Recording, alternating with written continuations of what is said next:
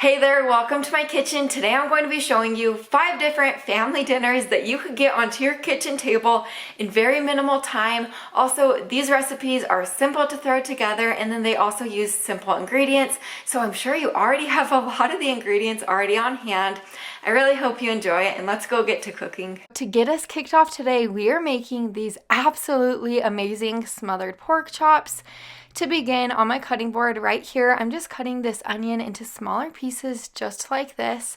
Now I'm going to set it to the side to get started on the pork chops. I have about 4 medium thick pork chops right here. I'm just seasoning them on both sides with a dash of salt and pepper.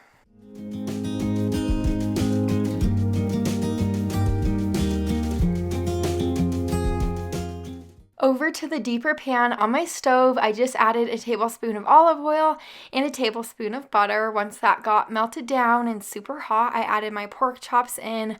I'm going to cook them on each side for about 5 minutes or until they get a nice sear on both sides and they get cooked through.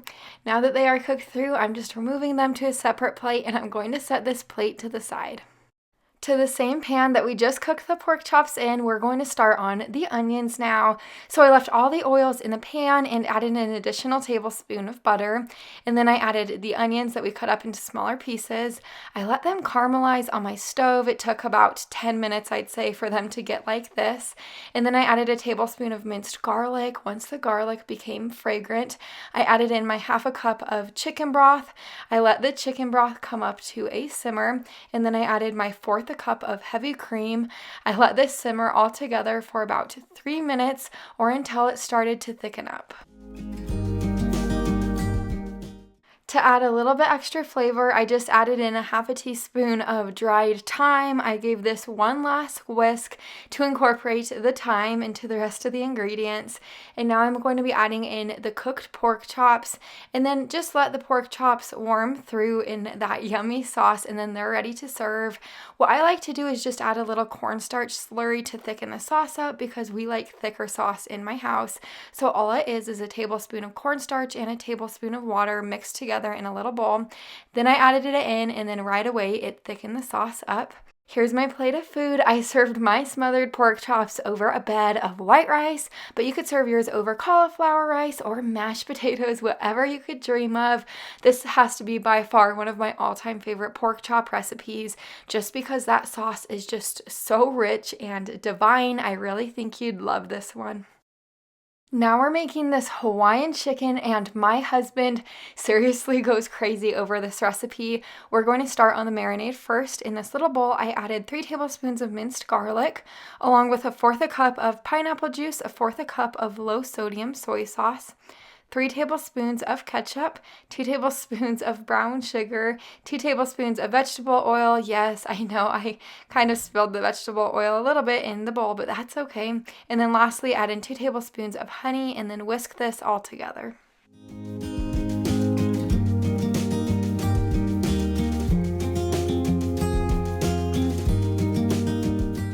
In this large gallon-sized Ziploc bag, I have about 8 chicken tenderloins. To the chicken tenderloins, go ahead and add the marinade that we just made up. Mix everything together after you zip the bag up, and then let this sit in your refrigerator for at least an hour. What I typically like to do is make that up in the morning, let it sit in my fridge all day, and then cook it up in the evening. But once it's almost through marinating, I'm going to start on the coconut rice in my Instant Pot. So I added a tablespoon of olive oil to my Instant Pot, along with 1 cup of rinsed jasmine rice, a half a cup of water, and then a half a cup of coconut milk. You're just kind of going to mix everything together in the Instant Pot, put the lid on top, set the valve to sealing, and then just press the rice button.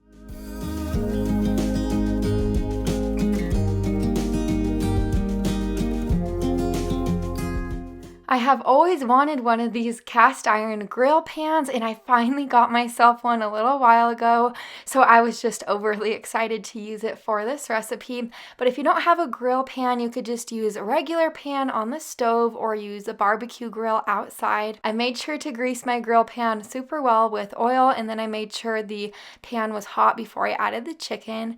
I cooked the chicken for about 3 to 6 minutes on each side, or until it was 160 365 degrees internally, and then I removed it to a separate plate and set the plate to the side.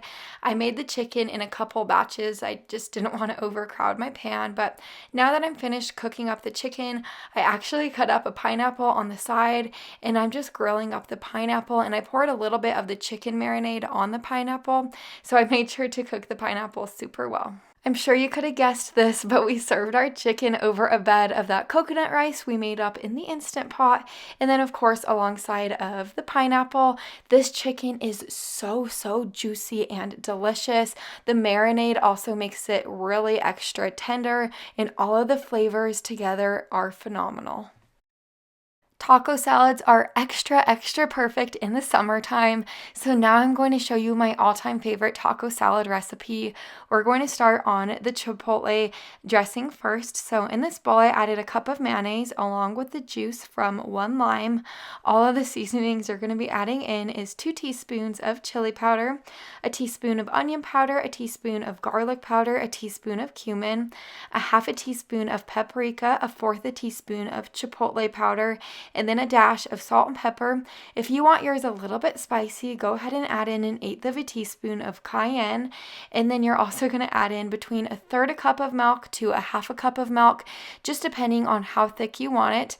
Whisk it all together and then put it into a dressing container and let it chill in the refrigerator while you work on the rest of the stuff for your taco salads.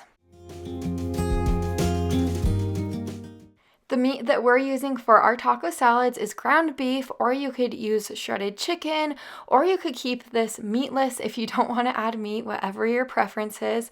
I just cooked my ground beef up on the stove, removed any of the excess grease, and now I'm adding about 1.5 tablespoons of taco seasoning in with 1/4 a cup of water and 1 can of drained and rinsed pinto beans. You're going to just mix this all together and let everything simmer for about 5 minutes on the stove. My all-time favorite lettuce mixture for these taco salads is actually a mix of romaine lettuce and spinach. I did quite a bit of lettuce just because we had my sister over for dinner on that night. I just put it into my salad spinner and I cleaned it off and then spun any excess water off. I love this salad spinner. If you don't have one, I actually have a similar one linked in my Amazon store. But anyways, after I'm finished with that, I am just going to remove any excess water in my salad spinner. For the rest of the veggies, I just cut up cherry tomatoes, avocado, and green onions.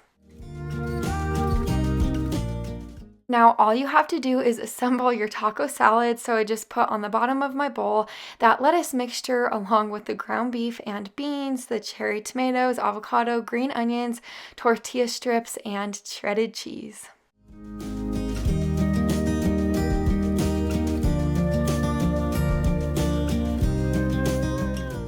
I really do think what kicks these taco salads up a notch is that homemade Southwest Chipotle dressing. It really does have immense flavor. These are just great hearty salads to make. And then here's my daughter. She was just running around the kitchen while I made dinner on that night. If you know me, you know how much I like making stir fry, so to get started, I'm just going to cut up my veggies, carrots, broccoli, and a bell pepper. You could really use any veggies you like for this recipe though. Now over to my stove, I have a tablespoon of hot olive oil in my pan, and then I added about 1 pound of cubed chicken breast. I seasoned it with salt and pepper, and now I'm going to cook this chicken completely through. While my chicken's cooking away, I'm going to start on the stir fry sauce. So in this bowl, I'm adding a tablespoon of cornstarch along with 1/4 a cup of water. I'm going to mix this all together so the cornstarch is not lumpy. After you're through with that, go ahead and add in your 1/3 a cup of chicken broth, along with 3 tablespoons of low sodium soy sauce, 1/4 a cup of honey, and then 1 tablespoon of olive oil. Whisk this all together.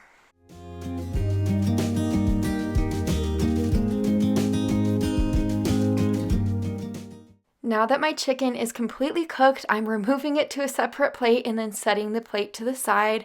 We're going to begin on the vegetables now. So in the same pan that we just cooked the chicken in, I'm adding an additional tablespoon of olive oil. Once my oil's hot, I'm adding all of the veggies in, and then you're going to let them cook together for about 5 minutes or so, or until they start to get soft.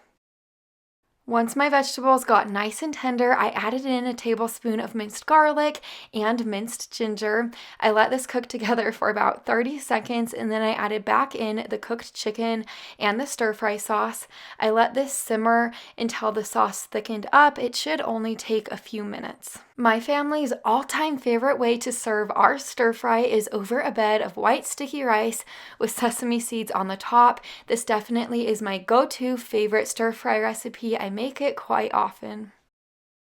Now we're making Stovetop Marry Me chicken, and if you've never tried this before, oh, you really got to. So to begin, I have 2 large chicken breasts right here. I'm slicing them in half horizontally, so it'll appear as 4 chicken breasts. I like doing this. This will help the chicken cook quicker on the stove, and it will make it more tender. So after I'm finished with that, I'm seasoning the chicken on both sides with a little bit of salt and pepper. In the blue plate right here, I just added about 1/3 cup of all-purpose flour. I'm dipping the chicken in the flour and then over to a separate plate.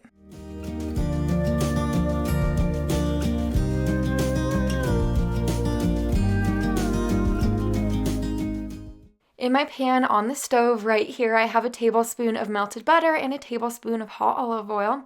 I'm adding my chicken and I'm going to cook it for about 5 minutes on each side, or until it gets to 165 degrees internally. And then I removed it to a separate plate and set the plate to the side.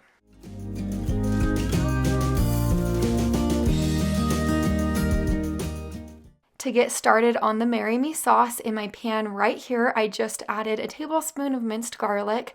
I whisked it around until it was fragrant. It only took about 30 seconds.